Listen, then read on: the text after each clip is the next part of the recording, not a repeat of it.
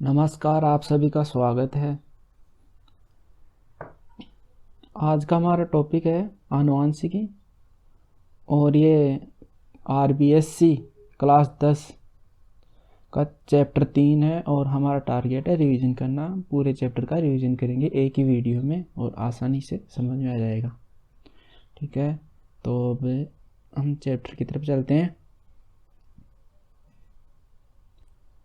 इस चैप्टर में हम क्या क्या पढ़ेंगे पहले वो देख लेते हैं। ये देखो, इस पेज में इस चैप्टर का नाम आनुवंशिकी और इसको इंग्लिश में जेनेटिक्स बोलते हैं। ठीक है, अब इसके अंदर हम मुख्य बिंदु देख लेते हैं जिनका हम इसमें अध्ययन करेंगे। पहला टॉपिक है मेंडलवाद, दूसरा है मेंडल के नियमों की पुनः खोज और तीसरा है आनुवंशिक शब्दावली। चौथा है मेंडल के वंशागति के नियम। पांचवा है मेंडल के वंशागति के नियमों का महत्व। ठीक है, इन 5 बिंदुओं का हम इसमें अध्ययन करेंगे। ठीक है, तो पहले हम इस चैप्टर का इंट्रोडक्शन ले लेते हैं। आनुवंशिकी क्या होती है, किसे कहते हैं। ठीक है, तो ये आनुवंशिकी जो शब्द है ना, सबसे पहले वॉटसन ने दिया था ये शब्द। ठीक है, लेकिन इसका जो जनक है ना, आनुवंशिकी का जनक ग्रेगर जॉन मेंडल को माना गया है। ठीक है, क्योंकि इन्होंने ही सबसे पहले पादप पे वंशागति के नियमों का प्रतिपादन किया था। ठीक है, तो गई आनुवंशिकी। अब आनुवंशिकी किसे कहते हैं? आनुवंशिकी विज्ञान की वह शाखा है जिसके अंतर्गत हम 2 चीज़ों का अध्ययन करते हैं। पहली वंशागति और विभिन्नताओं, अर्थात विज्ञान की वह शाखा है जिसके अंतर्गत हम वंशागति में विभिन्नताओं का अध्ययन करते हैं, इसे आनुवंशिकी कहते हैं। ठीक है, अब वंशागति देखते हैं किसे कहते हैं। जनकों से लक्षणों का संतति में संचरण वंशागति कहलाता है और इन लक्षणों को आनुवंशिक लक्षण कहते हैं। और ये जो पूरी प्रोसेस है ये आनुवंशिकता कहलाती है। ठीक है, कन्फ्यूजन नहीं होना इन शब्दों में। वंशागति का हो गया, यानी जनक से लक्षणों का संतति में संचरण वंशागति कहलाते हैं, अर्थात माता पिता से अपने बच्चों में लक्षणों का आना वंशागति कहलाती है। और ये लक्षण होते हैं, इन्हें आनुवंशिक लक्षण कहते हैं। और ये पूरी प्रोसेस होती है, उसे आनुवंशिकता कहते हैं। और दूसरा बिंदु हमारा विभिन्नताएं, अर्थात वेरिएशन। अर्थात इसका मतलब है कि माता पिता से संतति में लक्षणों का संचरण होता है, उस टाइम पे ये लक्षण समान नहीं हो पाते, यानी कि असमानताएं उत्पन्न हो जाती है। और ये असमानताएं विभिन्नताएं कहलाती है। और ये विभिन्नताएं क्यों उत्पन्न होती है? ये विभिन्नताएं लैंगिक जनन की प्रक्रिया में जीन विनिमय के कारण से उत्पन्न होती है, क्रॉसिंग ओवर की वजह से उत्पन्न होती है। ठीक है, और इन दोनों बिंदुओं को मिलाकर जिसका अध्ययन करते हैं उसे आनुवंशिकी कहते हैं। जेनेटिक्स यानी कि हेरिडिटी और वेरिएशंस, इनका अध्ययन जेनेटिक्स कहलाती है। और ये जो हेरिडिटी शब्द है ना, ये वैज्ञानिक स्पेंसन ने दिया था, इसका भी ध्यान रखना। चलो अब हम नेक्स्ट पेज की तरफ चलते हैं। ये तो इंट्रोडक्शन हो गया। ठीक है, हमारा पहला पॉइंट है मेंडलवाद। मेंडलवाद के अंदर हम मेंडल का परिचय जानेंगे, उनके एक्सपेरिमेंट को देखेंगे, उन्होंने कैसे क्या किया था। ठीक है, तो इसके अंतर्गत मुख्यतः हम मेंडल का परिचय देखते हैं। पहले मेंडल का जन्म कब हुआ था, मेंडल की मृत्यु कब हुई थी, कौन सी जगह हुई थी, उनका जीवन काल का इसके बारे में हम देखते हैं। अब देखो, यहाँ मेंडल का जन्म 22 जुलाई 1822 में हुआ और मेंडल की मृत्यु 1884 में हुई। और इनका जन्म कौन से स्थान पर हुआ था? यह है ऑस्ट्रिया के प्रांत हेजेंडार्फ में। गांव कौन सा था? सिलीसियन गांव में हुआ था। ठीक है, ये इसका जन्म मृत्यु स्थान हो गया। और उन्होंने 1842 में डिग्री ले ली थी, फिलोसॉफी की यानी दर्शन शास्त्र से डिग्री ले ली थी उन्होंने। और उसके 1 साल बाद 1843 में ब्रून में पादरी बन गए थे। और इन मेंडल ने कौन से पादप पर एक्सपेरिमेंट किया था? वो था उद्यान मटर। उद्यान मटर का वैज्ञानिक नाम पूछ लिया जाता है एग्जाम में कभी कभी, तो उसका वैज्ञानिक नाम था पाइसम सटाइवम। यहाँ पे अंडरलाइन कर देता हूँ, पाइसम सटाइवम। उन्होंने इस पादप पर 7 वर्ष तक एक्सपेरिमेंट किया था, 1856 से 1863 तक। इस पर ही एक्सपेरिमेंट करके अपने सारे नियम उन्होंने यहीं से इस पे एक्सपेरिमेंट करने के बाद में ही प्रकाशित किया था। ठीक है, तो ये प्रकाशित कब किया था? 1865 में प्रकाशित किया था। और ये प्रकाशित हुआ था एक पत्रिका में जो कि साल में एक ही बार छपती थी, यानी वार्षिक पत्रिका थी। तो उसका जो किस टॉपिक से ये प्रकाशित हुआ था, वो टॉपिक का नाम था पादप पर संकरण के प्रयोग। इस टॉपिक के नाम से ये उनका एक्सपेरिमेंट प्रकाशित हुआ था। और उसके अंदर उन्होंने आनुवांशिकी के नियम दिए, और आनुवांशिकी के नियम मेंडलवाद कहलाते हैं। ठीक है, तो अब हम चलते हैं भाई। कभी कभी पूछ लिया जाता है मेंडल की सफलता के कारण, तो उनको भी देख लेते हैं। ठीक है, मेंडल ने जो प्रयोग करने जिस पादप का चुनाव किया था ना, वो बहुत ही सावधानी पूर्वक किया था उन्होंने। ठीक है, एक तो ये कारण हो गया।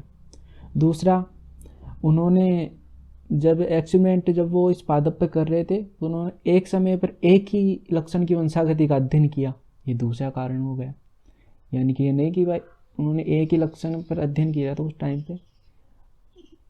और तीसरा जो कारण है वो है सांख्यिकी विश्लेषण सावधानी पूर्वक। यानी कि वो मैथ के अच्छे खासे स्टूडेंट थे, इसलिए उनका ये सांख्यिकी विश्लेषण बहुत अच्छा था। ठीक है, और नेक्स्ट कभी कभी पूछ लिया जाता है मटर के पादप का उन्होंने चयन क्यों किया, मटर का पौधा ही उन्होंने एक्सपेरिमेंट के लिए क्यों लिया, कोई दूसरा क्यों नहीं लिया? तो इसके भी कारण है। वो कारण है कि मटर का जो पौधा होता है ना, वो 1 वर्षीय होता है, यानी इसकी जीवन अवधि कम होती है। उसकी वजह से उस पर 1 साल में अनेकों प्रयोग अच्छे से प्रयोग कर सकते हैं आसानी से। यदि जीवन अवधि अधिक होती है, लंबी होती है, तो उसमें प्रयोग ऐसे संभव नहीं हो पाते। ठीक है, तो 1 वर्षीय होने से कम समय में अनेक पीढ़ियों का अध्ययन आसानी से हो जाता था। पहला कारण ये हो गया। और मटर का पौधा द्विलिंगी होता है, यानी कि उस पर नर पुष्प और मादा पुष्प दोनों मिल जाते हैं, इसलिए आसानी से स्वपरागण हो जाता है। और स्वपरागण कराने से हमें समयुग्मजीय अवस्था प्राप्त होती है। समयुग्मजीय अवस्था शुद्ध वंश क्रम का निर्माण करती है। ये दूसरा कारण हो गया। इन शब्दों का अर्थ हम आगे शब्दावली है उसमें देख लेंगे। ठीक है, और इसमें परपरागण यानी कृत्रिम परपरागण आसानी से करा सकते हैं विपुंसन विधि द्वारा। ये तीसरा कारण हो गया। और चौथा कारण है कि इसमें विभिन्न विपर्यासी लक्षण पाए जाते हैं मटर के पौधे में। ये इसका चौथा कारण हो गया भाई, मटर के पौधे का चयन क्यों किया। ये चारों कारण ध्यान में रखने चाहिए, एग्जाम में आए तो अच्छे से। ठीक है, ये चलो सफलता के कारण हो गए, मटर के पादप के चयन करने के कारण हो गए, उनका हमने परिचय पढ़ लिया। अब हम विपर्यासी लक्षण देखते हैं भाई मटर के अंदर कितने होते हैं, कैसे क्या होते हैं। ठीक है, नेक्स्ट पेज पे चलते हैं हम।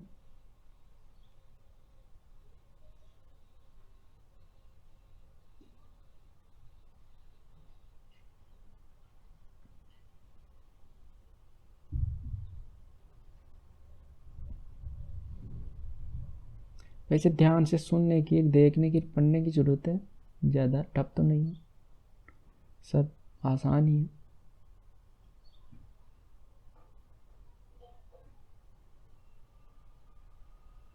ये देखो विपर्यासी लक्षण देखते हैं। 7 जोड़ी मटर के पौधे में 7 जोड़ी विपर्यासी लक्षण पाए जाते हैं। विपर्यासी लक्षण किसे कहते हैं? यानी कि ऐसे लक्षण जिनके 2 विपरीत रूप होते हैं, उन्हें विपर्यासी लक्षण कहते हैं। जैसे यहाँ पे देखते हैं हम, जैसे लक्षण है पादप की ऊंचाई। अब उसके दो रूप है, पादप की ऊंचाई है तो पादप लंबा भी हो सकता है और बौना भी हो सकता है। तो हो गया ना, लंबा और बौना एक दूसरे के विपरीत रूप, तो उन्हें विपर्यासी लक्षण बोलते हैं। ठीक है, और 7 जोड़ी विपर्यासी लक्षणों का चयन किया था मेंडल ने और उन्हीं पर एक्सपेरिमेंट किया था। ठीक है, तो अभी इसको देखते हैं। प्रभावी जो लंबापन होता है ना, ये प्रभावी लक्षण है, और जो बौना है ना वो अप्रभावी लक्षण है। तो दूसरा विपर्यासी लक्षण था पुष्प की स्थिति। पुष्प कक्षीय भी हो सकता है, अग्रस्त भी हो सकता है। जो अग्रस्त पुष्प होता है वह अप्रभावी होता है, और कक्षीय होता है वो प्रभावी होता है। अग्रस्त पुष्प जो पुष्पावली अक्ष होती है ना, उसके अंतिम सिरे पे लगता है पुष्प, इसलिए अग्रस्त बोलते हैं। जो कक्षीय होता है ना, ये बीच में लगता है। और तीसरा है परिपक्व फली की आकृति। अब परिपक्व फली फूली हुई भी हो सकती है, संकीर्णित यानी पिचकी हुई भी हो सकती है। तो जो फूली हुई होती है वो प्रभावी होती है, और जो संकीर्ण होती है वो अप्रभावी होती है। और चौथा लक्षण है अपरिपक्व फली का रंग। तो फली का जो प्रभावी है वो है रंग होगा हरा, और जो अप्रभावी है यानी पीला। पुष्प का रंग, पांचवा विपर्यासी लक्षण है पुष्प का रंग बैंगनी और सफ़ेद। बैंगनी प्रभावी है और सफ़ेद अप्रभावी है। छठा है बीज की आकृति। बीज गोल भी हो सकता है और झुर्रीदार भी हो सकता है। तो जो गोल होता है बीज वो प्रभावी होता है, जो झुर्रीदार होता है वो प्रभावी होता है। सातवां है बीज का रंग। अब बीज पीला होता है तो वो प्रभावी होता है, वो हरा है तो अप्रभावी है। ठीक है, यहाँ पे बीज का रंग में और फली के रंग में थोड़ा सी ध्यान रखना, कंफ्यूज नहीं होना। परिपक्व जो बीज होता है ना, बीज का रंग वो पीला ही होता है, और जो फली होती है वो हरी होती है। अपरिपक्व फली का रंग हरा।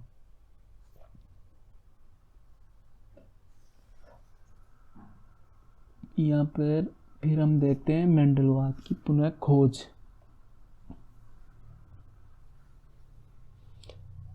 मेंडलवाद की पुनः खोज का मतलब है कि जब मेंडल ने ये अपना एक्सपेरिमेंट किया था और इसको प्रकाशित किया था, तब वैज्ञानिकों ने इन पर ध्यान नहीं दिया था। वैज्ञानिकों के द्वारा ध्यान नहीं देने के कारण 35 साल तक किसी को पता भी नहीं चला, उपेक्षित रहे मेंडल के नियम। फिर बाद में सन 1900 में 3 अलग अलग वैज्ञानिकों ने अलग अलग प्रयोग किए, जिनके रिजल्ट समान पाए जाने की वजह से ही मेंडल को फिर आनुवांशिकता का जनक साबित किया गया। फिर जाके सच साबित हुआ वह मेंडल ने जो प्रयोग की थी वो सही थी। मेंडल हालांकि 1900 में 1884 में मेंडल मर चुका था, और इनकी पुनः खोज 1900 में हुई थी, सन 1900 में। ठीक है, तो वैज्ञानिक कौन से थे? हॉलैंड के ह्यूग डी वरीज, जर्मनी के कार्ल कैरोसन्स, ऑस्ट्रिया के एरिन वॉन सेरेमाक। ठीक है, अब चलते हैं हम हमारे तीसरे बिंदु पर, जिसको हम पढ़ेंगे। और तीसरा बिंदु हमारा आनुवांशिक शब्दावली। आनुवांशिक शब्दावली का मतलब है कि ये विशेष प्रकार के तकनीकी शब्द है जो हमें ये आनुवांशिकी समझने में हमारी हेल्प करेंगे। तो ठीक है, हम इनको देख लेते हैं। पहला जो है जीन किसे कहते हैं? जीन ही है जो लक्षणों को नियंत्रित करता है, अर्थात लक्षणों को नियंत्रित करने वाली इकाई जीन कहलाती है। हालांकि मेंडल ने इनको कारक माना था। मेंडल को नहीं पता था भाई जीन होते, उन्होंने तो माना था भाई कोई ना कोई कारक है जो कि इन लक्षणों को नियंत्रित कर रहा था। और ये जो जीन शब्द है ये किसने दिया था? वैज्ञानिक जॉनसन ने दिया था। ठीक है, अब दूसरा है हमारा युग्म विकल्पी। इसको एलिमोर्फी और एलील भी बोलते हैं। ठीक है, अब देखो इस किसे कहते हैं युग्म विकल्पी, यानी कि एक लक्षण को नियंत्रित करने वाली जीन के 2 विपर्यासी रूप युग्म विकल्पी कहलाते हैं। इसको हम ऐसे समझते हैं, यानी कि कोई एक लक्षण है, जैसे लक्षण है लंबाई, तो अब लंबाई को नियंत्रित करने वाली जो जीन है ना, उसके दो रूप हो सकते हैं, एक तो कैपिटल टी और एक स्मॉल टी। कैपिटल टी का मतलब है लंबापन और स्मॉल टी का मतलब है बौनापन। यानी दो रूप, दो विपरीत रूप हो गए ना, अलग विपरीत रूप, लंबा और बौना। तो इसे ही हम युग्म विकल्पी बोलते हैं। ठीक है, आगे और भी समझ में आएगा जब आगे इसके नियम पढ़ेंगे तब। ठीक है, अब नेक्स्ट पेज की तरफ चलते हैं हम। वैसे ज़्यादा टफ नहीं है, इनको आसान एक बार अच्छे समझने की और पढ़ने की ज़रूरत है। तो समझा तो मैं रहा हूँ। ठीक है, नेक्स्ट पेज की तरफ चलते हैं हम।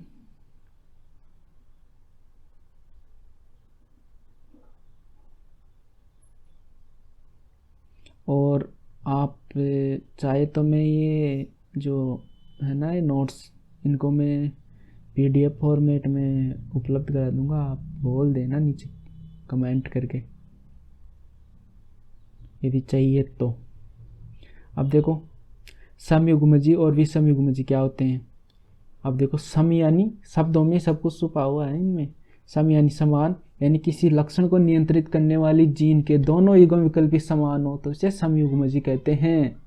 उदाहरण जैसे कैपिटल टी या स्मॉल टी, क्योंकि दोनों ये युग्म विकल्पी, युग्म का मतलब होता है जोड़ा। ये देखो टी टी दोनों साथ है ना, और ये दोनों सेम सेम है, तो इसका मतलब ये हो गए समयुग्मजी।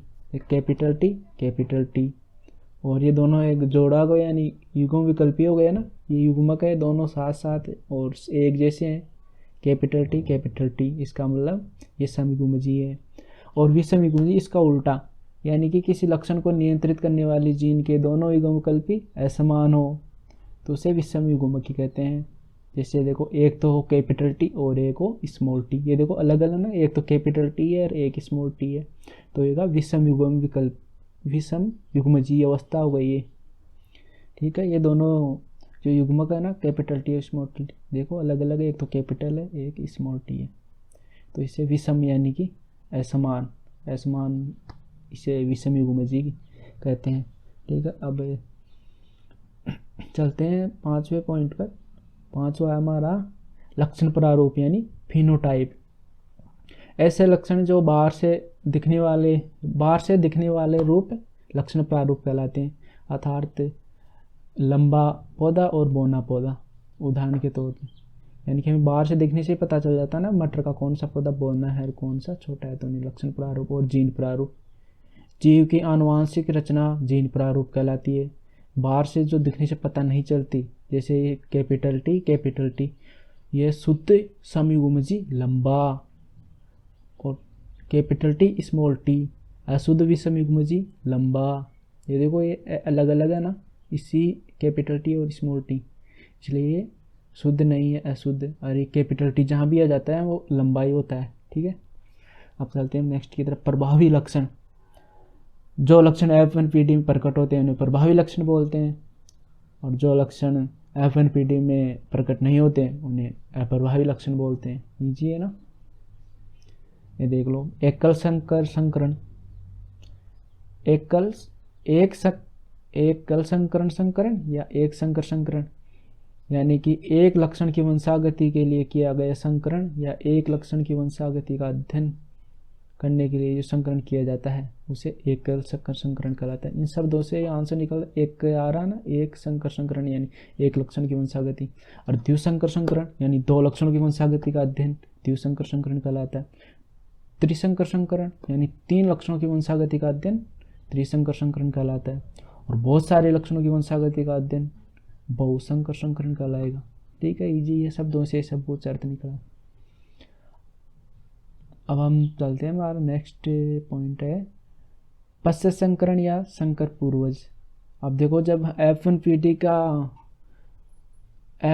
का क्रॉस संकरण हम जब जनकों से करवा देते हैं तो उसे संकर पूर्वज संकरण कहते हैं। इसको आगे हम और पढ़ेंगे, अभी तो इतना ही ध्यान रखिए, परिभाषा तो यही है भाई। F1PD का क्रॉस यदि जनकों से करवा दे, अब जनक दो प्रकार के हो सकते हैं, कैपिटल टी और कैपिटल टी स्मॉल टी, यानी प्रभावी और अप्रभावी। अब देखो, जब F1PD का क्रॉस हम अप्रवाही जनक से करा देते हैं तो इसे टेस्ट क्रॉस यानी परीक्षण संकरण कहते हैं। और जब F1PD का क्रॉस हम प्रवाही जनक से करवा देते तो इसे बाह्य संकरण बोलते हैं, आउट क्रॉस बोलते हैं। ठीक है,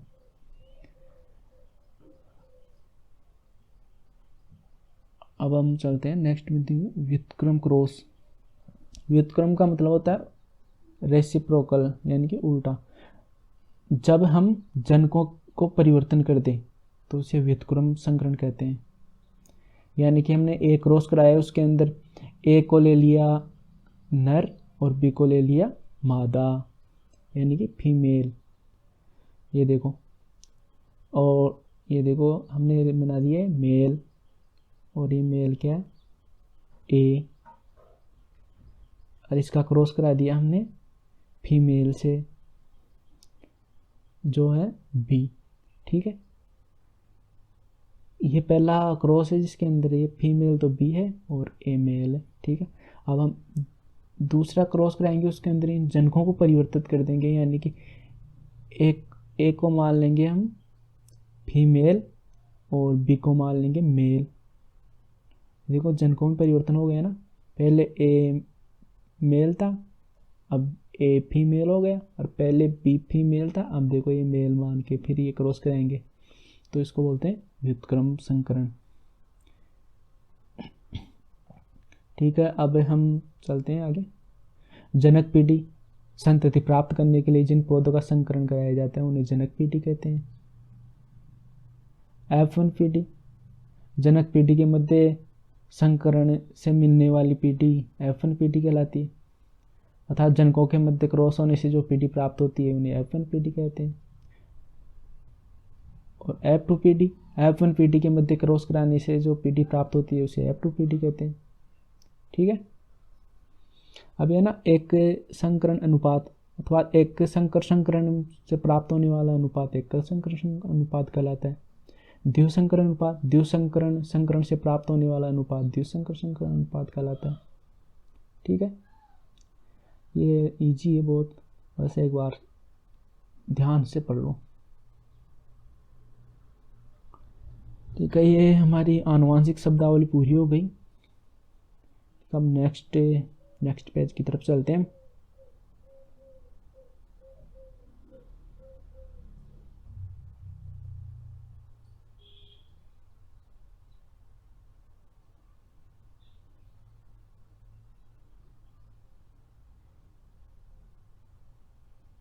जैसे आपको रिवीजन जितने अधिक रिवीजन करोगे उतना ज़्यादा याद होगा, उतना ज़्यादा समझ में आएगा। हमारा जो नेक्स्ट टॉपिक है वो मेंडल के वंशागति के नियम है। मेंडल ने किस पादप पर प्रयोग किया था? उद्यान मटर पर। उसका वैज्ञानिक नाम क्या था? Pisum sativum. तो उस पर एक्सपेरिमेंट करने के बाद मेंडल ने 3 नियम निकाले थे। पहला नियम था प्रभाविता का नियम, दूसरा नियम था पृथक्करण या युग्मकों की शुद्धता का नियम, तीसरा नियम था स्वतंत्र अभ्यूहन का नियम। जो पहले 2 नियम है प्रभाविता का और पृथक्करण या युग्मकों की शुद्धता का नियम, ये मोनोहाइब्रिड क्रॉस यानी एकल संकर संकरण पर आधारित थे, यानी एक लक्षण की वंशागति को ही ध्यान में रखकर ये नियम दिए गए थे। ठीक है, और जो तीसरा जो नियम है ना स्वतंत्र अभ्यूहन का नियम, ये द्विसंकर संकरण पर आधारित है, यानी कि इसमें 2 लक्षणों की वंशागति का अध्ययन किया गया है। तो ठीक है, हम पढ़ते हैं अब प्रभाविता का नियम। प्रवाहिता का नियम अर्थात ये पहला इसका बिंदु है, एकल संकरण पर आधारित नियम है, यानी इसमें एक ही लक्षण की वंशागति का अध्ययन किया जाता है। इसमें देखो एक लक्षण के दोनों विपर्यासी समयुग्मी पादपों के मध्य संकरण होता है, उससे F1 पीढ़ी प्राप्त होती है। F1 पीढ़ी में जो लक्षण दिखाई देते हैं उन्हें प्रभावी लक्षण कहते हैं, और जो लक्षण नहीं दिखाई देते हैं अप्रभावी लक्षण कहते हैं। अर्थात F1 पीढ़ी में प्रभावी लक्षणों का प्रकट होना ही प्रभाविता का नियम कहलाता है। ये देखो हम जनक पीढ़ी लेते हैं ना, जनक पीढ़ी में जनक हमेशा समयुग्मजीय अवस्था में ही लिए जाते हैं, जैसे कैपिटल टी। ये देखो लंबा पादप यानी प्रभावी पादप, और दूसरा स्मॉल टी ये समयुग्मजी और बोना पादप। ठीक है, इनके मध्य फिर होता है युग्मक जनन, जिससे गैमेट बनते हैं, युग्मक बनते हैं। देखो कैपिटल टी ये समयुग्मजीय अवस्था में से हमेशा एक ही प्रकार का गैमेट बनता है। दो है ना कैपिटल टी, तो उसमें से एक ही आ गया कैपिटल टी, और दूसरा स्मॉल टी, उसमें से एक आ गया स्मॉल टी, ये गैमेट बन गया। फिर इनके मध्य देखो यहाँ पर क्रॉस हुआ या निषेचन हुआ, जिससे हमें F1PT प्राप्त हुई, और F1PT है कैपिटल टी स्मॉल टी। ये देखो कैपिटल टी जहाँ भी होता है वहाँ पर पादप रहता है लंबा। ये देखो F1PT में लंबाई का लक्षण प्रकट हुआ ना, बोना नहीं होना, तो उसे ही प्रभाविता का नियम बोलते हैं। भाई प्रभावी लक्षण कौन सा है यहाँ पर, लंबा, लंबे का प्रकट होना ही प्रभाविता का नियम कहलाता है। यानी प्रभावी लक्षण का F1PD में प्रकट होना प्रभाविता का नियम कहलाता है। बस शब्द से ही सारा समझ में आ रहा है भाई, प्रभाविता यानी कि प्रभावी लक्षण का प्रकट होना। यहाँ पे देखो ये ना एकल संकरण पर आधारित, यानी हमने एक लक्षण लिया, कौन सा लिया, लंबाई का। अब लंबाई के दो विपर्यासी रूप है, लंबा और बोना। तो F1PD के अंदर दोनों में से एक ही दिखाई दे रहा है हमें, लंबापन, यानी लंबा प्रभावी लक्षण है। और ये समीगुमिज अवस्था में होते हैं जनक, यानी कि दोनों सेम होने चाहिए, कैपिटल टी और स्मॉल टी, यानी कैपिटल टी और स्मॉल टी दोनों एक साथ नहीं होनी चाहिए जनक पीडी में। ये तो हमें F1PD में प्राप्त होते हैं विषमयुग्मज अवस्था में। ये देखो एक तो कैपिटल टी है, एक स्मॉल टी है, और इसका लक्षण प्रारूप है लंबा, यानी लंबाई, लंबापन प्रभावी लक्षण है। ठीक है, ये प्रभाविता का नियम हो गया। अब दूसरा नियम है हमारे आगे मेंडल द्वारा दिया गया, पृथक्करण या युग्मक की शुद्धता का नियम। यह नियम भी एकल संकरण पर आधारित है, यानी इसमें भी एक लक्षण की वंशागति का अध्ययन होता है। अब देखो F1PD में प्राप्त विषम युग्मजी से दोनों युग्मक पृथक होकर अलग अलग युग्मकों में चले जाते हैं, पृथक्करण का नियम कहते हैं। अब देखो आगे जो F1PD में कैपिटल टी और स्मॉल टी हुआ, टी हमें प्राप्त हुआ ना, ये विषम युग्मजीय अवस्था में हमें मिला है, लेकिन इसमें अब आगे जाके युग्मक जनन होगा। युग्मक जनन होने से जो कैपिटल टी और स्मॉल टी ये दोनों अलग अलग हो जाएंगे। अलग अलग होना ही यानी पृथक पृथक होना ही पृथक्करण का नियम कहलाता है। तथा ये जो कैपिटल टी और स्मॉल टी ये दोनों जाके अलग अलग लक्षण को प्रकट करेंगे, यानी कैपिटल टी वाला तो लंबेपन को प्रकट करेगा और स्मॉल टी वाला बोनेपन को प्रकट करेगा। तो अब देखो इसका मतलब क्या हुआ, प्रत्येक युग्मक एक लक्षण के लिए शुद्ध होता है, अतः से युग्मकों की शुद्धता का नियम कहते हैं। समझ में आ रहा है ना।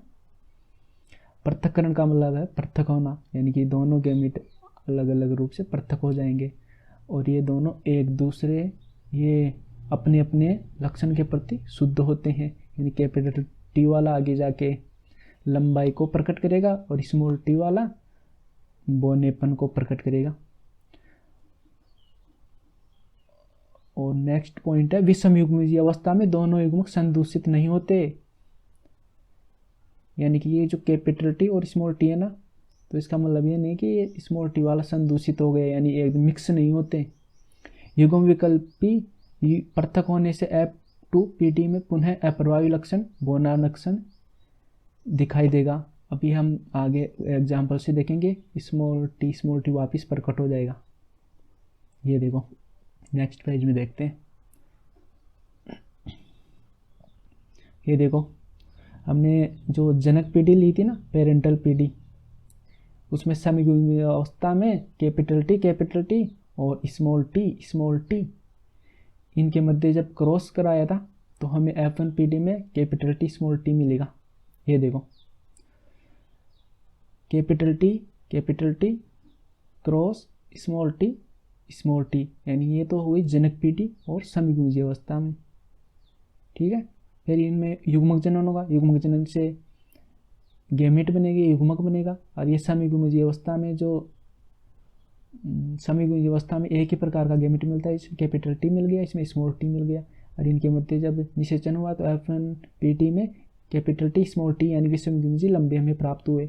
अब आगे जाके इनमें क्रॉस कराएंगे, हम स्वपरागण कराएंगे, तो स्वपरागण कराने से देखो capital T small T cross capital T small T, फिर आगे जाके इनमें भी युग्मक जनन होगा। ये विषमयुग्मजीय अवस्था में है, विषमयुग्मजीय अवस्था में अलग अलग गैमेट बनते हैं। ये देखो कैपिटल टी आ गया और इधर देखो स्मॉल टी आ गया युग्मक, यहाँ पे भी कैपिटल टी आ गया, स्मॉल टी आ गया, ठीक है।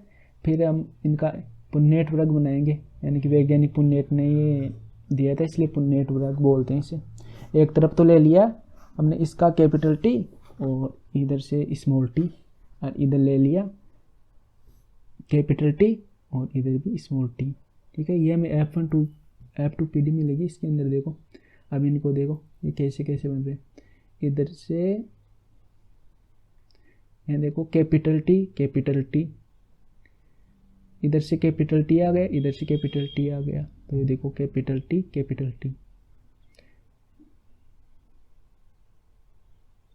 इधर देखो ये देखो कैपिटल टी, ये में समयुग्मजीय रूप में कैपिटल टी यानी प्रभावी मिल रहा है, ठीक है। अब इधर देखो, इधर से तो कैपिटल टी आ गया, इधर देखो स्मॉल टी आ गया, इधर देखो कैपिटल टी स्मॉल टी, ठीक है। और इधर देखो स्मॉल टी यानी इधर से स्मॉल टी आ गया, इधर से स्मॉल टी आ गया, ठीक है।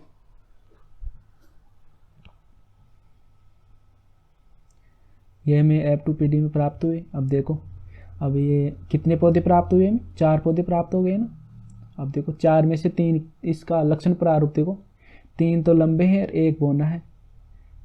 ये देखो 3 तो लंबे हैं और 1 बौना है, 3 तो लंबे हैं 1 बौना है, तो इसका लक्षण प्रारूप हो गया। यानी बाहर से हमें कैसे दिख रहे हैं, लंबे और बौने, तो लंबे कितने दिख रहे हैं 3 और बौने कितने दिख रहे हैं 1, तो लक्षण प्रारूप हो गया 3:1, 3:1, 3 तो लंबे हैं और 1 बौना है।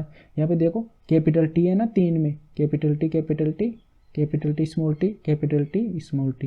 ये देखो कैपिटल टी है 3 पौधों में तो इसलिए लंबे हो गए, और 1 में स्मॉल टी है, कैपिटल टी नहीं इसलिए वो बौना हो गया, ठीक है। अब देखो जीन प्रारूप, इसकी जीनी संरचना देखते हैं।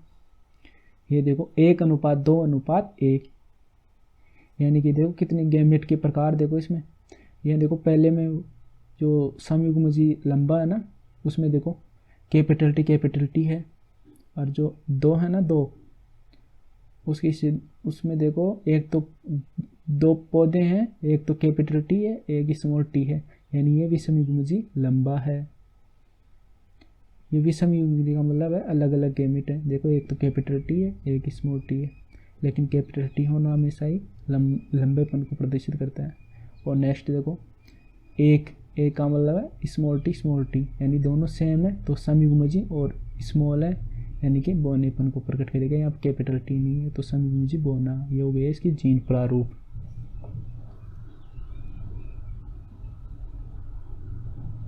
अब हम यहाँ पर हम बैक्रॉस आया था ना पीछे, वो उसको पढ़ लेते हैं, ठीक है। बैक्रॉस का मतलब होता है संकर, पूर्व संकर। जो F1PD में जो हमें प्राप्त हो रहा है ना, F1PD में कैपिटल टी स्मॉल टी, इसका क्रॉस कराएंगे हम जनकों से, यानी कि उसके पेरेंट्स से क्रॉस कराएंगे अब इनका, तो उसे बोलते हैं। ये देखो पेरेंट्स से क्रॉस कराएंगे हम, कैपिटल टी स्मॉल टी का क्रॉस कराएंगे हम पेरेंट्स से।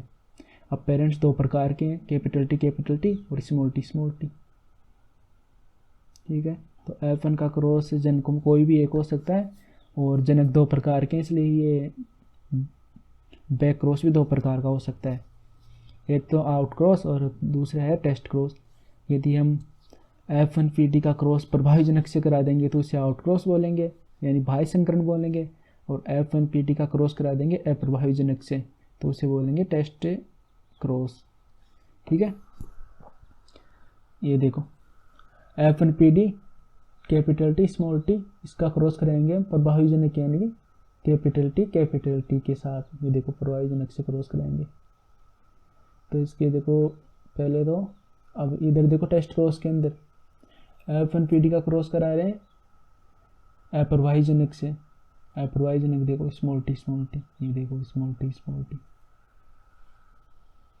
अब इसका पुन्नेट वर्ग बनाएंगे। पहले पुन्नेट वर्ग बनाने के लिए पहले इनका युग्मक जनन होगा। ये देखो कैपिटल टी और स्मॉल टी ये समयुग्मी अवस्था में इनके जो युग्मक बनेगा वो एक ही प्रकार का बनेगा। ये फर्क है आउट क्रॉस और टेस्ट क्रॉस में। आउट क्रॉस में तो प्रभावी जनक से करवाते हैं और टेस्ट क्रॉस में अप्रभावी जनक से कराते हैं। ये देखो अभी इसमें कैपिटल टी स्मॉल टी में गैमेटोजेनेसिस यानी युग्मक जनन होगा, तो एक तो बन गया कैपिटल टी और एक बन गया स्मॉल टी, दो बन गए ना। ये विषम अवस्था में तो अलग अलग ही बनते हैं गैमेट। अब ये देखो जो कैपिटल टी ये समयुग्मी अवस्था में एक ही प्रकार का गैमेट बनेगा, कैपिटल टी बन गया। ठीक है, फिर इनको लिख देंगे यहाँ पर। ये देखो इधर कैपिटल टी लिख दिया, इधर कैपिटल टी स्मॉल टी लिख दिया। ठीक है, अब देखो यहाँ पर इधर से कैपिटल टी आ गया, इधर से कैपिटल टी आ गया, फिर आगे ये इधर से कैपिटल टी आ गया, इधर से स्मॉल टी आ गया। ये है कैपिटल टी।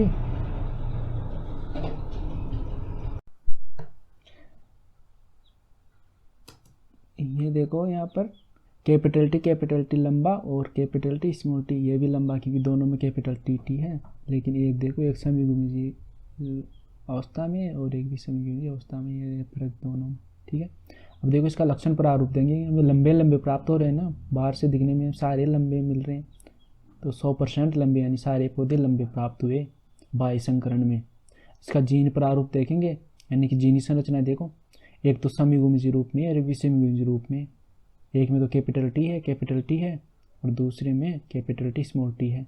तो कितने दो पौधे प्राप्त हुए, एक है। एक तो है कैपिटल टी और दूसरा है कैपिटल टी स्मॉल टी। ठीक है, यानी हमें आधी प्राप्त हुई, 50% तो समयुग्मी अवस्था में और 50% विषमयुग्मी अवस्था में। ठीक है, यह हमें बाह्य क्रॉस का रिजल्ट प्राप्त हुआ, लक्षण प्रारूप और जीन प्रारूप। इसमें लक्षण प्रारूप तो सभी पौधे लंबे हैं, 100% लंबे, और जीन प्रारूप में आधे पूरे लंबे हैं, लेकिन समयुग्मी अवस्था है और विषमयुग्मी अवस्था आधी 50% तो समयुग्मी रूप में प्राप्त हुए, 50% विषमयुग्मी रूप में प्राप्त हुए, यानी कैपिटल टी स्मॉल टी। ठीक है, अब चलते हैं हम टेस्ट क्रॉस की तरफ। ठीक है, टेस्ट क्रॉस में देखो एपनपीडिया क्रॉस अप्रभावी जनक से कराते हैं। तो यानी कि एपनपीडी में जो हमें प्राप्त होता है कैपिटल टी स्मॉल टी, ये भी समयुग्मी अवस्था में रहता है, तो हमें इसका युग्मक जनन कराएंगे तो एक तो बनेगा कैपिटल टी एक ही स्मॉल टी। और अप्रभावी जनक समयुग्मी अवस्था में रहता है तो हमें ओनली स्मॉल टी मिलेगा। अब इनका देखो पुण्य स्क्वायर बनाएंगे, तो ये देखो इधर कैपिटल टी आ गया, इधर स्मॉल टी आ गया, और इधर देखो स्मॉल टी। ठीक है, तो इसको देखो इसका लक्षण प्रारूप देखेंगे बाहर से कैसे दिखेगा। एक में तो कैपिटल टी है और दूसरे में स्मॉल टी यानी कैपिटल टी नहीं है, तो इसका लक्षण प्रारूप हुआ में एक तो लंबा और एक बोना। ठीक है, एक तो लंबा है एक बोना है, देख लो यहाँ एक में तो कैपिटल टी है एक में नहीं है, तो एक तो लंबा रहेगा एक बोना रहेगा। अब जीन प्रारूप में देखो एक तो कैपिटल टी है स्मॉल टी है और दूसरा स्मॉल टी है, तो ये जीन प्रारूप ही 1:1 में ही मिलेगा, यानी कि विषमयुग्मी लंबे और समयुग्मी बोने, ये उसका जीन प्रारूप हो गया। जबकि देखो आउटक्रॉस होता है ना, आउटक्रॉस उसमें लक्षण प्रारूपों में सारे लंबे मिल रहे थे, लेकिन इसके अंदर लंबे व बोने दोनों मिल रहे हैं टेस्ट क्रॉस के अंदर, लेकिन जीन प्रारूप दोनों में से हमें 1:1, लेकिन उसके अंदर कैपिटल टी होता है और इसके अंदर कैपिटल टी स्मॉल टी होता है। और बाह्य संकरण में हमें स्मॉल टी नहीं मिलता, टेस्ट क्रॉस में इसमें स्मॉल टी मिलता है। ये देखो ये फर्क पता होना चाहिए, यहाँ से क्वेश्चन आ सकता है। ठीक है, चलो अब हम नेक्स्ट पेज की तरफ चलते हैं। हमारा नेक्स्ट पेज है मेंडल का तीसरा नियम, स्वतंत्र अफ्यून का नियम।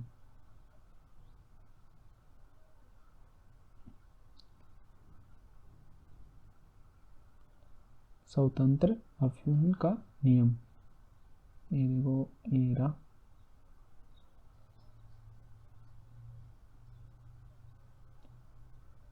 ये द्विसंकर संकरण पर आधारित है।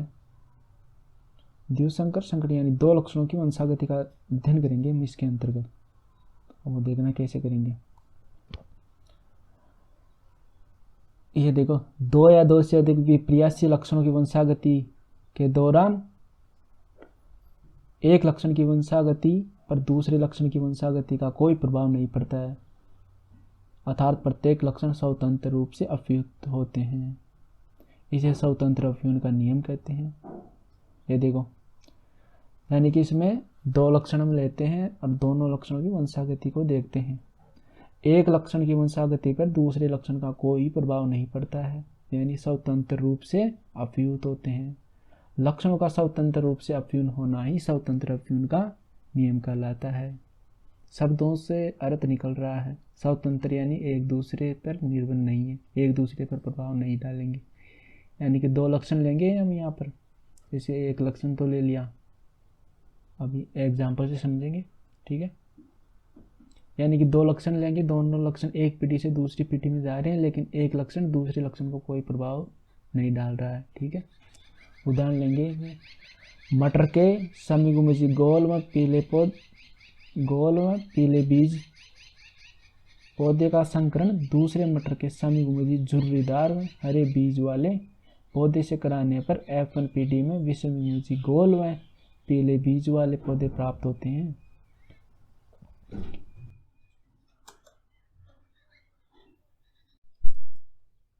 यहाँ पर हम दो लक्षणों की वंशागति का अध्ययन कर रहे हैं, अर्थात दो लक्षण यानी बीज का रंग में बीज की आकृति, इन दो को लेकर चल रहे हैं, ठीक है। अब जैसे जनक पीढ़ी लेते हैं, इसमें पीले में गोल पौधे का बीज वाले पौधे का क्रॉस कराते हैं हम हरे में झुर्रीदार पौधे के साथ। तो देखो ये समयुगी अवस्था में लेते हैं जनक पीढ़ी में, ठीक है। तो ये समयुगी अवस्था में है capital Y capital R cross small Y small R, इनका क्रॉस कराएंगे। तो ठीक है, पहले इनमें युग्मक जनन होगा। युग्मक जनन होने से हमेशा ये देखो समयुगी अवस्था में एक गैमेट प्राप्त होते हैं हमें। तो कैपिटल वाई इसमें से एक आ गया नीचे कैपिटल वाई, और स्मॉल आर वो कैपिटल आर इन दोनों में से एक आ गया कैपिटल आर। और इधर देखते हैं युग्मक बन रहे हैं ना, तो इधर देखो स्मॉल वाई स्मॉल वाई इनमें से में प्राप्त हुआ स्मॉल वाई। स्मॉल आर दो है, लेकिन इनमें से एक प्रकार का प्राप्त हुआ स्मॉल आर। ये देखो ये में युग्मक प्राप्त हुए। अब F1 पीढ़ी फिर इनके मध्य क्रॉस होने से F1 पीढ़ी प्राप्त हुई। इसमें से देखो इधर से तो कैपिटल वाई स्मॉल वाई, इधर से कैपिटल आर, इधर से स्मॉल आर, ये प्राप्त हुआ। तो ये देखो ये जनक पीढ़ी थी और इसमें हमें F1 पीढ़ी प्राप्त हुई। F1 पीढ़ी में हमें विषम युग्मजीय अवस्था मिली। इसमें देखो कैपिटल वाई और कैपिटल आर है ना, तो ये देखो गोल में पीले बीज मिलेंगे, कैपिटल वाई और कैपिटल आर, ये देखो है ना इसमें, तो पीले में गोल बीज वाले पौधे मिलेंगे। फिर नेक्स्ट स्टेप में हम इनके मध्य स्वपरागण कराएंगे, ठीक है। तो पहले इनमें युग्मक बनेंगे। देखो कौन कौन से युग्मक बनेंगे, ये देखो विषम युग्मजीय अवस्था में है ना, तो अलग अलग प्रकार के बनेंगे।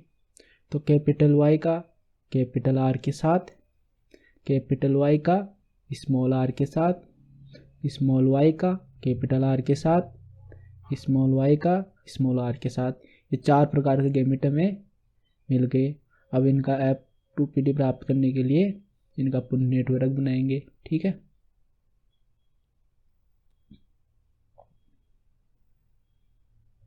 देखो इनका पुनः नेटवर्क बनाते हैं अब।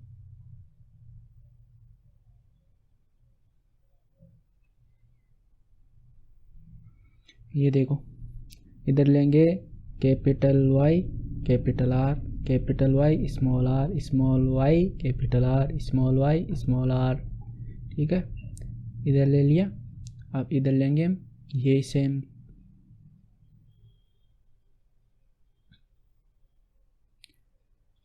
ये देखो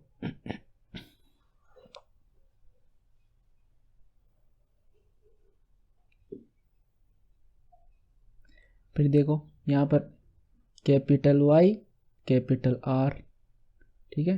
तो इधर से कैपिटल वाई कैपिटल आर, तो इनसे हमें प्राप्त हुआ capital Y capital Y, capital R, capital R, ठीक है ना। ये देखो, ये हमें जो जनक था ना, जनक के जैसा मिल रहा है ना, तो ये पीला में गोल बीज वाला पौधा होगा, पीले रंग वह गोल आकृति का बीज वाला पौधा। इधर देखो, capital Y, capital Y, capital R, small R, ठीक है। और इधर देखो, कैपिटल वाई इधर से आ गया। इस प्रकार से ये सारणी तो ना आपको खुद को बनाने की प्रैक्टिस करनी पड़ेगी। ये इजी है। ये देखो यहाँ पर देखो लास्ट वाले में स्मॉल वाई आ गया, इधर से स्मॉल वाई आ गया, इधर से स्मॉल आर आ गया, इधर से स्मॉल आर आ गए, इधर से हरा हुआ जुर्रीदार।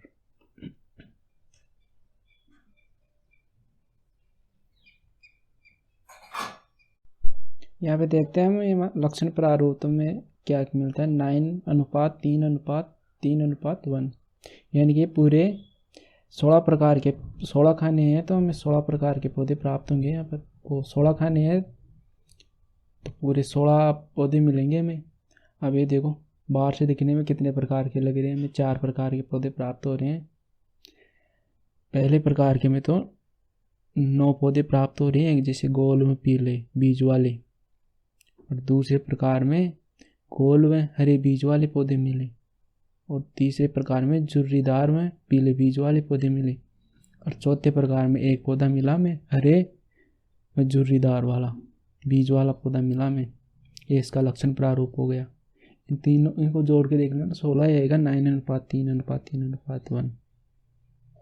अब इसका जीन प्रारूप देखते हैं। जीन प्रारूप को तो इसकी याद करने की ट्रिक दीजिए, 12-24-12-12-1, 12-24-12-12, 2 बार 12 फिर 1, फिर इनके बीच में ये अनुपात का चिन्ह लगा दो। ये इनका जीन प्रारूप हो जाएगा। जीन प्रारूप का मतलब इनकी जीनी संरचना। देखो जीन प्रारूप में हमें कितने प्रकार के पौधे मिल रहे, 9 प्रकार के में पौधे मिल रहे हैं। यानी जीनी संरचना 9 प्रकार की है। पहला देखो ये है ना 1:1, कैपिटल वाई और कैपिटल आर, कैपिटल आर, ये मिला। लास्ट का जो है ना 1, वो मिला small Y, small Y, small R वाला। इस सारणी तो आपको खुद को बनाकर प्रैक्टिस करनी पड़ेगी, तब क्लियर होगी जाके।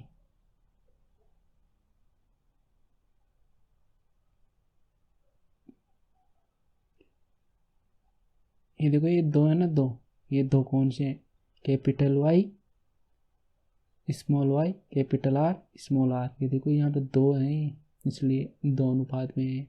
और ये लास्ट वाला तो है स्मॉल वाई, स्मॉल आर वाला। इसकी जीन प्रारूप हो गया, यानी जीनी संरचना। जीनी संरचना तो ये पूर्ण नेटवर्क में देखकर ही पता चलेगी, बाहर से देखकर नहीं बता सकते। इनकी जीनी संरचना को देख के पता चले 9 प्रकार के हैं, और ऊपर ये 4 प्रकार के।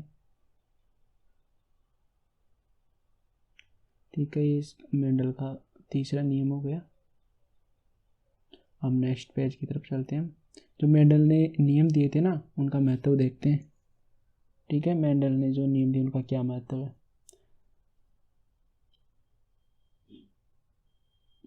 यहाँ से क्वेश्चन आने की संभावना है, मेंडल के नियमों का महत्व। तो देखते हैं, पहला जो है वो है मानव जाति के सुधार संबंधित विज्ञान की शाखा सुजनिकी या यूजेनिक्स कहलाता है। यानी मानव जाति के अंदर सुधार संबंधित एक विज्ञान है, जो कि मानव जाति में सुधार से संबंधित काम करती है, उसे सुजनिकी या यूजेनिक्स बोलते हैं। ये मेंडल के नियमों पर ही आधारित है। मेंडल के नियमों के आधार पर ही ये विज्ञान मानव जाति में सुधार करती है। ठीक है, ये विज्ञान की एक शाखा है। दूसरा जो है वो है अनुपयोगी लक्षणों को हटाया व उपयोगी लक्षणों को एक साथ एक जाति में लाया जा सकता है। यानी अनुपयोगी लक्षणों को हटा सकते हैं हम, और जो उपयोगी लक्षण है उनको एक साथ एक ही जाति में ला सकते हैं। यानी कि जो तीसरा है संकर संतति में नए लक्षणों का पता चलता है। हमें मेंडल के नियमों से ही पता चलता है संतति के अंदर नए लक्षण कौन से आए हैं। रोग प्रतिरोधक तथा अधिक उत्पादन वाली किस्में हम तैयार कर सकते हैं मेंडल के नियमों के द्वारा क्रॉस कराकर। पृथक्करण का जो नियम था, पृथक्करण के नियम से ही जीन संकल्पना की उत्पत्ति हुई है। एक जीन के दो युग्म विकल्पी होते हैं तथा ये दो विपर्यासीय लक्षण को नियंत्रित करते हैं। ये भी मेंडल के नियमों से हमें पता चलता। जो प्रभाविता का नियम है ना, ये बहुत महत्वपूर्ण है। प्रभाविता का नियम में जो प्रभावी लक्षण होता है वही F1PD में प्रकट होता है। जो अप्रभावी लक्षण होता है वह प्रकट नहीं होता है। जो अप्रभावी लक्षण होता है ना, वो कई प्रकार की हानिकारक एवं घातक जीनें होती हैं जो अप्रभावी लक्षण होने की वजह से अभिव्यक्त नहीं हो पाती। ये प्रभाविता का नियम का महत्वपूर्ण हो गया।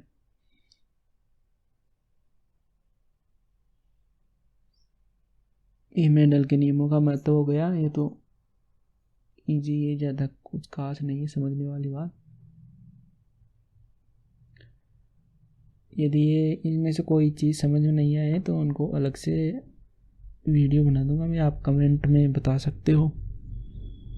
ठीक है, वैसे चैप्टर भी अब पूरा हो गया, लगभग हो गया पूरा। तो देखो मेंडल के नियमों का जो महत्व है ना, ये बहुत ही वो है। देखो जो हमने जनक पीढ़ी ली थी ना, उसके अंदर हमने बोना पौधा लिया था, लेकिन हमें F1PD में बोना नहीं मिलता, और वही पौधा फिर F2PD में वापस प्रकट हो जाता है।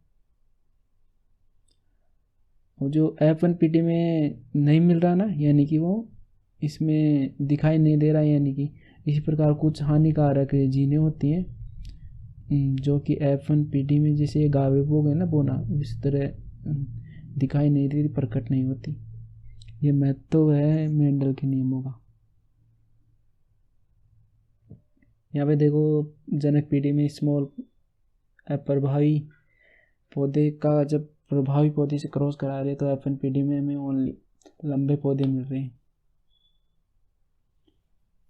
बोने पौधे नहीं मिल रहे, यानी कि बोने पौधे अप्रभावी लक्षण है। इसी प्रकार जो जीन होती है, घातक जीनें होती है जो कि इस प्रकार से प्रकट नहीं हो पाती।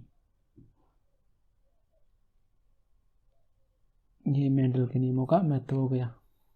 ठीक है, ये पूरा चैप्टर भी हो गया आपका, रिवीजन भी हो गया। आपने वीडियो रिवीजन की दृष्टि से ही वैसे बनाया गया, इसमें ज़्यादा नहीं है। रिवीजन की दृष्टि से आपने पहले पढ़ रखा होगा तो आपको अच्छे से और ज़्यादा रिवीजन भी हो गया, समझ में आया होगा।